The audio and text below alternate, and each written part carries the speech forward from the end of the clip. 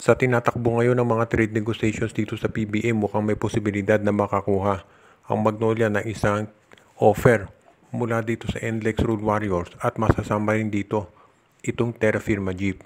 Bago na coach ng NLEX itong si Jong Wichiko at gusto niya palakasin yung kanilang lineup sa pamamagitan ng mga trades.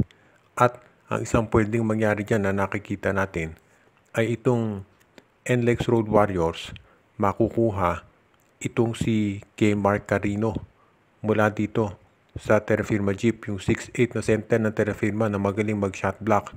Kaya nang makukuha ng NLEX. Samantala naman, itong Magnolia Chicken Templados makukuha itong si Anthony Semerad mula dito sa NLEX Road Warriors. At ang Terra Firma Jeep naman makukuha itong si Jeric Balanza at ang isang second round pick mula dito sa Magnolia.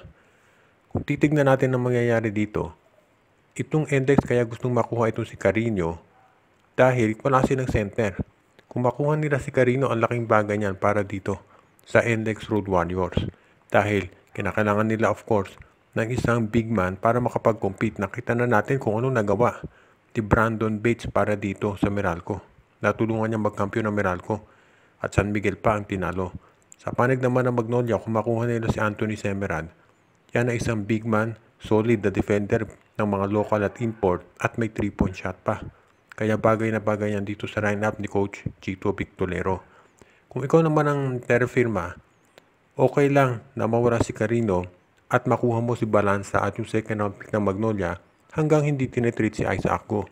Pero kung ititrade si Isaac Go at mawawala din si Carino, kailangan hilingin ng Terra Firma itong si Abu Tratter mula dito sa Magnolia para magkaroon sila ng big man.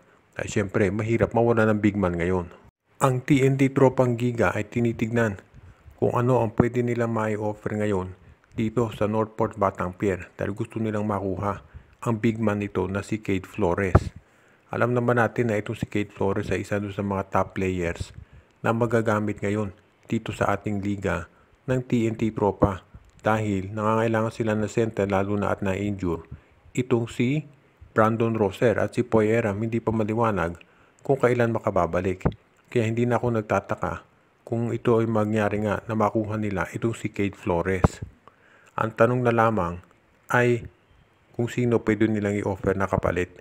Dahil alam natin si Cade Flores naglalaro sa Northport at ang Northport malapit dito sa MVP o dito sa SMC Group. Kaya hindi yan basta-basta na lang mapupunta dito sa MVP. Dahil syempre ang SMC hindi pa kakawalan ito si Flores unless solid ang ibigay ng TNT Tropa. Kaya sa ngayon ang TNT tinitignan kung sino-sino yung mga nasa lineup nila na pwedeng ibigay. For example, ito, hindi sasapat kung si Henry Galinato lamang ang ibibigay nila o si Jewel Ponferrada. Kaya baka ipasok itong Blackwater Bossing para magbigay sila ng additional players na pwede para pang compensate kung mawala itong si Cade Flores. At syempre, alam ng Northport na napaka-importante ng big man ngayon dito sa TNT lalo na't nakita nila ang resulta kung saan tinalo ng Meralco Bolts itong SMC sa finals. Kaya ngayon makikita natin dito yung magiging mga usap-usapan nila para magkaroon sila pareho ng balancing trade. Tandaan natin, parang SMC at MVP ang nag-trade dito dahil ang Northport malapit sa SMC. So kung si Cade Flores lilipat sa TNT, asahan natin na hindi yan gagawing madali nitong SMC at hihingi ng mahusay na kapalit.